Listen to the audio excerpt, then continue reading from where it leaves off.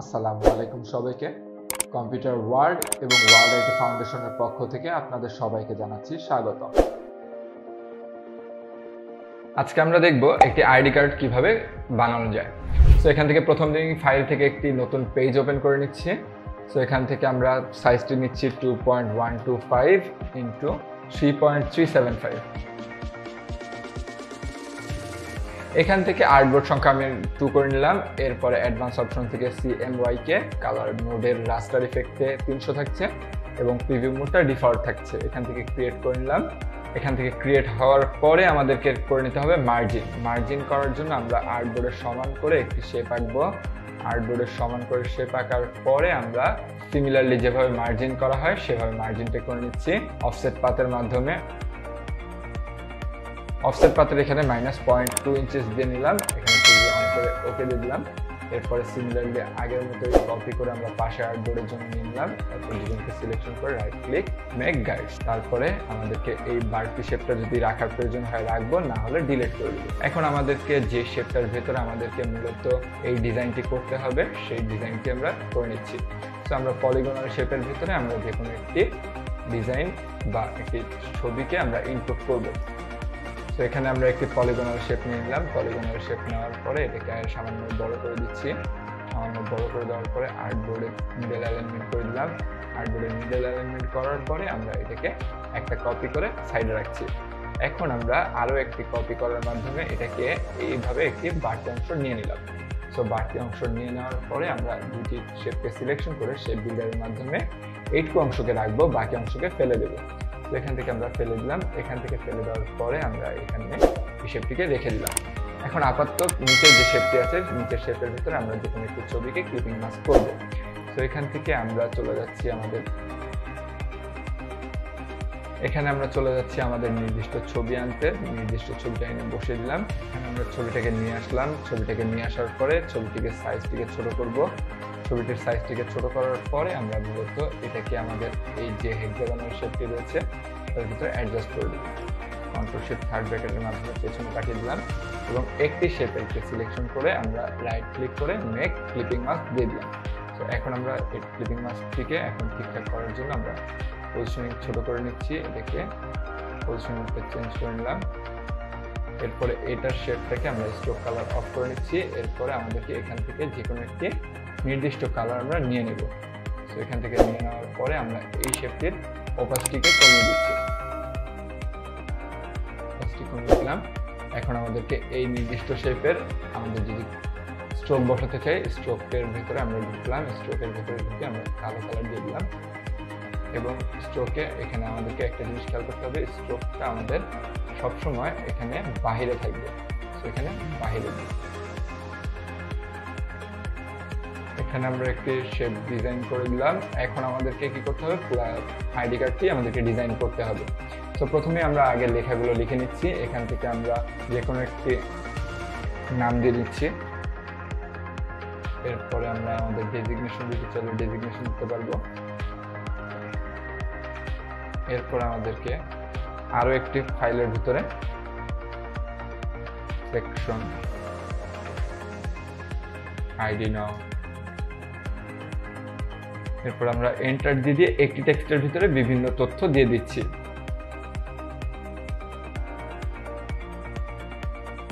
এখানে আমাদেরকে বসানো হয়ে গেল, কিন্তু আমাদের এই সেমিকলন গুলো একদম পারফেক্টলি বসেনি।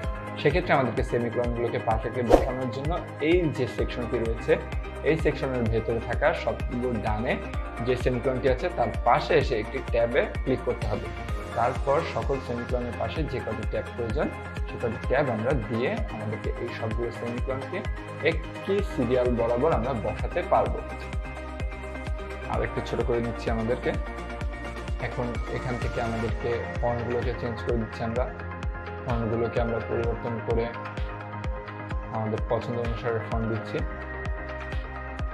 নামের ফন্ট এবং লেখার যে আমাদের ডেজিগনেশন ফন্ট সেগুলোকে আমরা একটু পরিবর্তন করে দিচ্ছি। এখন এই নামটাকে দেখে আমরা একটু বোল্ড করতে পারি কিনা, এখান থেকে একটু বোল্ড করে দিলাম এবং লেখার নামটাকে একটু ছোট করে দিচ্ছি। সো এখান থেকে সবাইকে আমরা সিলেকশন করে আমাদেরকে মিডল অ্যালাইনমেন্ট করে দিলাম। হয়ে গেল। আমাদেরকে এখন কি করতে হবে, এটাকে ঠিকমতো অ্যালাইনমেন্ট সাজাতে হবে। তার আগে আমরা উপরে একটু লিখে নিব যে আমাদেরকে এখানকার প্রতিষ্ঠানের নাম। এখান থেকে এই ফন্টটিকে আমরা মোটামুটি লাইট করে দিলাম।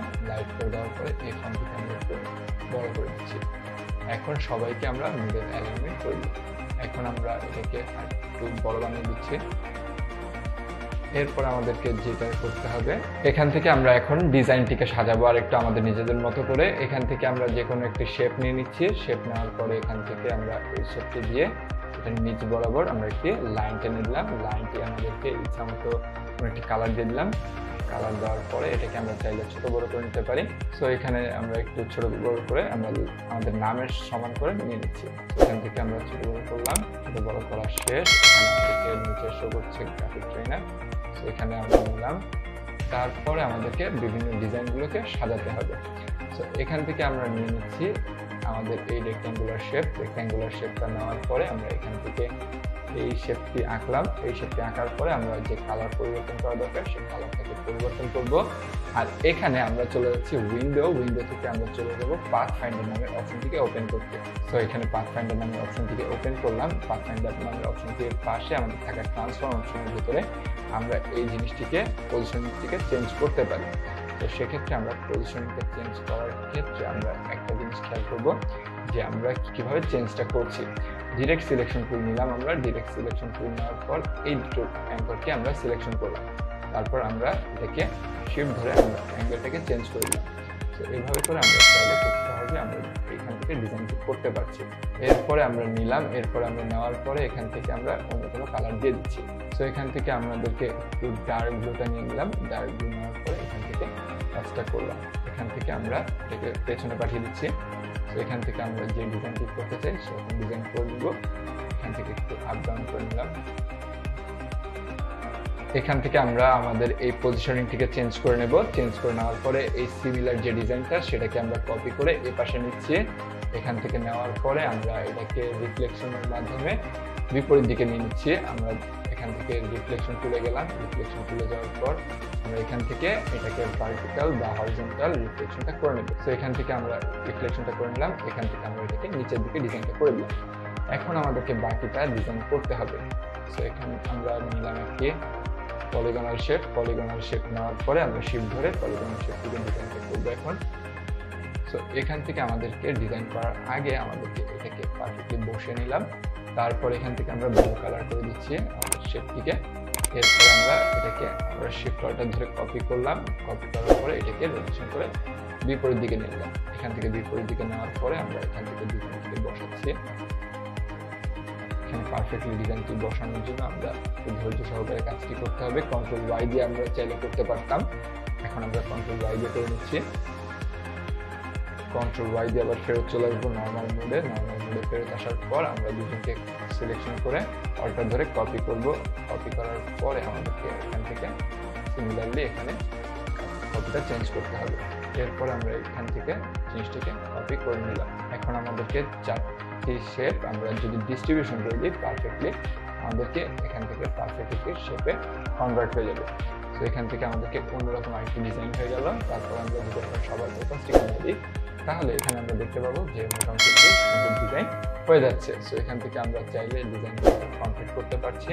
এখান থেকে আমরা চেঞ্জগুলো করলাম। চেঞ্জগুলো করার পরে আমরা যদি কালারটাকে পরিবর্তন করতে চাই কালারটাকে আমরা পরিবর্তন করে নিতে পারবো। সো এখান থেকে আমরা গ্রিন কালার দিলাম। এখানে আমাদের ভিন্ন রকমের একটি ডিজাইন হয়ে গেল। এরপরে আমরা চাইলে আরো কোনো ডিজাইন দিয়ে আমরা এটাকে কভার আপ করতে পারি। সেটার জন্য আমরা প্রথমে নিয়ে নিচ্ছি একটি রেক্ট্যাঙ্গুলার শেপ। রেক্ট্যাঙ্গুলার শেপ নেওয়ার পরে আমরা এখান থেকে ডিজাইনটাকে ধরে নিলাম। ডিজাইনটাকে নেওয়ার পরে আমরা এটাকে উপরে উঠিয়ে দিচ্ছি নামের। আমাদের যে হেক্সাগোনাল শেপটা ছিল সেটা এখানে নিলাম। এরপর আমরা এখান থেকে ডিরেক্ট সিলেকশন ক্লিক দিয়ে যে কোনো একটি কর্নারকে আমরা রাউন্ডেড করে দিলাম। রাউন্ডেড করে দেওয়ার পরে এটাকে আমরা আপাতত ব্লু কালার করে দিচ্ছি এবং ব্লু কালার করার পর সবার পেছনে পাঠিয়ে দিলাম। এরপর আমরা এটার ওপাসিটিটাকে কমিয়ে চেঞ্জ করে দিচ্ছি। সো ওপাসিটিটাকে কমিয়ে মোটামুটি 50% রেঞ্জে রাখলাম বা 20% রেঞ্জে করছি। এরপর আমরা যেটা করব, এটাকে সিমিলারলি আবার আরেকটি কপি করব। আরেকটি কপি করার পর আমরা এটাকে রিফ্লেকশন করব। সিমিলারলি আগের বারের মতো রিফ্লেকশন করব, কিন্তু এখন ভার্টিক্যাল। সো এটাকে ভার্টিক্যাল নিলাম। ভার্টিক্যাল নেওয়ার পরে আমরা এখান থেকে এটাকে রিফ্লেকশন করলাম। রিফ্লেকশন করার পরে আমাদের কিছুটা করতে হবে। তারপরে আমরা গ্রিন কালারটি নিয়ে যাব। এখন আমাদের পছন্দ অনুসারে ডিজাইনটি করতে পারবো। কন্ট্রোল শিফট থার্ড ব্র্যাকেট দিয়ে আমরা সবার পেছনে পাঠিয়ে দিলাম ডিজাইনটাকে। এরপর আমাদেরকে যে কাজটা করতে হবে, এখান থেকে নেওয়ার পরে এটাকে মিডল অ্যালাইনমেন্ট করে দিলাম। আর্টবোর্ডের সাথে ঠিক মিডল অ্যালাইনমেন্ট করে দিচ্ছি। এখন আমাদেরকে জাস্ট এটাকে পারফেক্টলি বসাতে হবে। আপ মার্জিনটা চেঞ্জ করে দিলাম। আপ মার্জিনটাকে আমরা বদলে দিলাম। এখন দেখতে পাচ্ছি এখানে আমাদেরকে একটি সুন্দর এবং সিম্পল ডিজাইন হয়ে যাচ্ছে। এখন আমাদের নামের জায়গাটিকে আরেকটু বেশি হাইলাইট করার জন্য আমরা যে কোনো একটি রাউন্ডেড রেক্ট্যাঙ্গুলার কিংবা রেক্ট্যাঙ্গুলার নিতে পারি। এরপর আমরা এটাকে সাদা শেড করলাম। সাদা শেড করার পরে আমরা এটাকে লেখার নিচে নিয়ে গেলাম।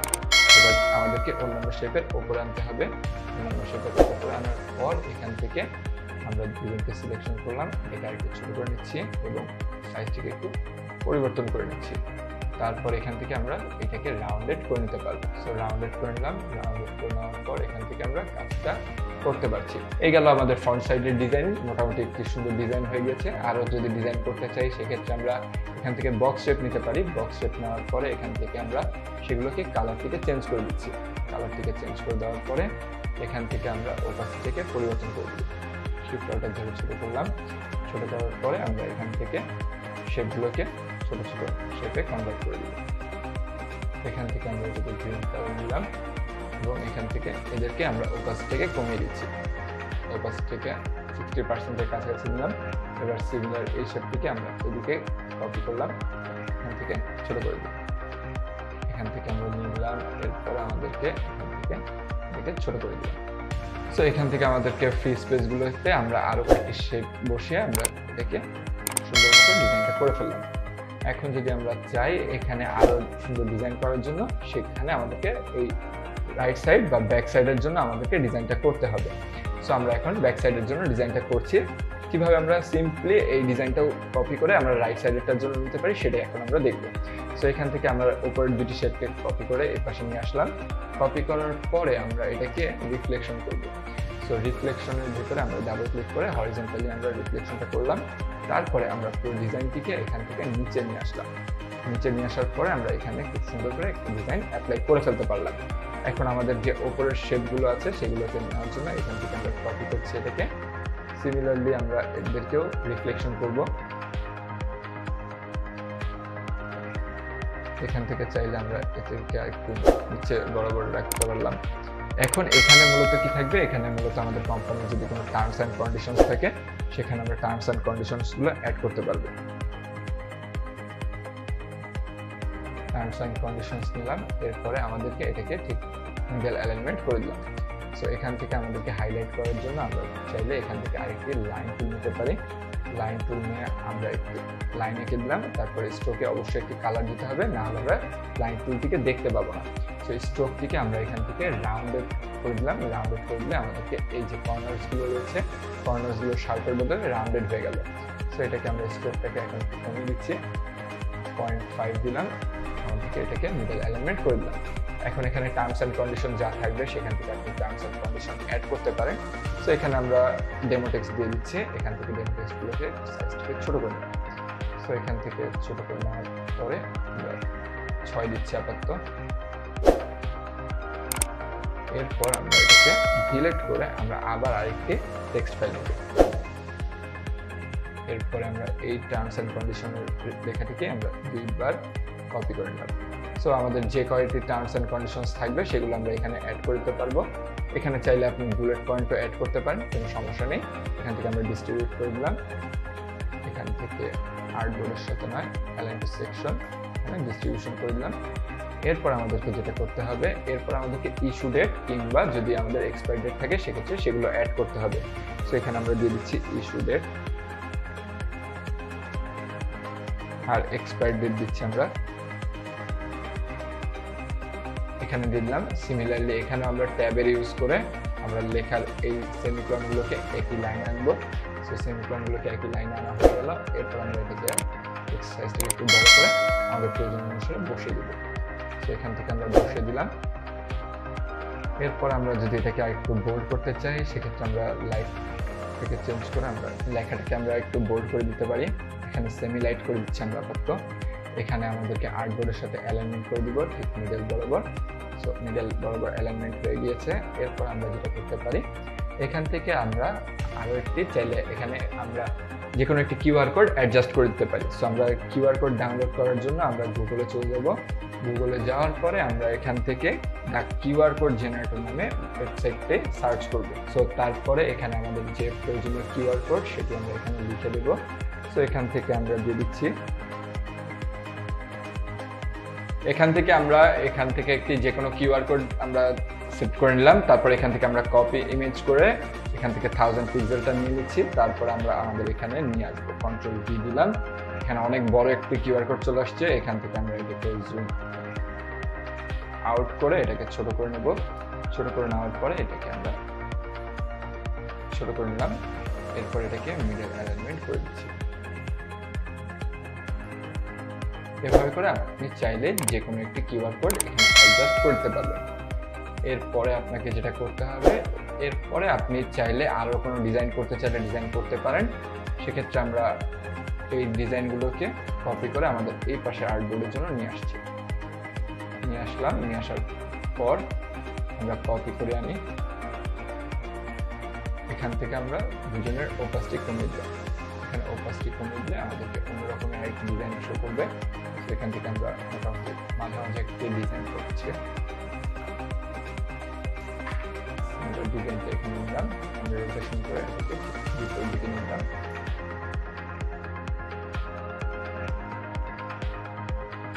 সবার পেছনে দিয়ে দিচ্ছি।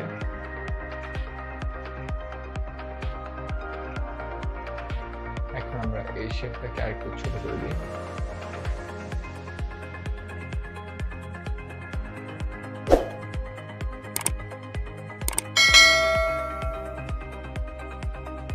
এরপরে আমরা পুরোটিকে সেভ করে দিব। মোটামুটি আমাদের ডিজাইন করা শেষ। এখান থেকে আমাদেরকে এই ডিজাইনটি আমরা করে ফেলতে পারলাম। এখানে আমরা চাইলে খুব সহজেই একটি ডিজাইনটিকে একটি আকর্ষণীয় ডিজাইনে রূপান্তরিত করতে পারবো ইলাস্ট্রেটরে ডিজাইন করার মাধ্যমে। এখান থেকে আমরা ফাইলটিকে সেভ করে নিচ্ছি। আইডি কার্ড নামে সেভ করে দিলাম। এখানে এরপরে আমাদেরকে এক্সপোর্ট করতে হবে। সো এখানেও এক্সপোর্টে যাব। এক্সপোর্টে যাওয়ার পর এক্সপোর্ট অ্যাজ এ যে অবশ্যই ইউজ আর্টবোর্ডে মার্ক করে তারপর আমরা এক্সপোর্ট করে দেব। অবশ্যই এখানে RGB কালার মোডটা সেট করে আমরা ওকে দিয়ে দিব। এখন আমরা দেখতে যাব আমাদের আউটপুটটিকে। সো আমরা চলে যাচ্ছি আমাদের লোকেশনে। আমাদের লোকেশনে যাওয়ার পরে আমরা যদি এখান থেকে রিফ্রেশ করে দেখি, আমাদের এখানে আমাদের ডিজাইনটি করা হয়ে গিয়েছে। তো এখান থেকে আমাদেরকে ব্যাক পার্ট এবং ফ্রন্ট পার্টটি ডিজাইন করা হয়ে গেল। এরপরে আমরা আমাদের এই মকআপে অ্যাপ্লাই করলে আমরা দেখতে পাবো যে এভাবে আমরা একটি সুন্দর আইডি কার্ড খুবই সহজে ডিজাইন করতে পারছি।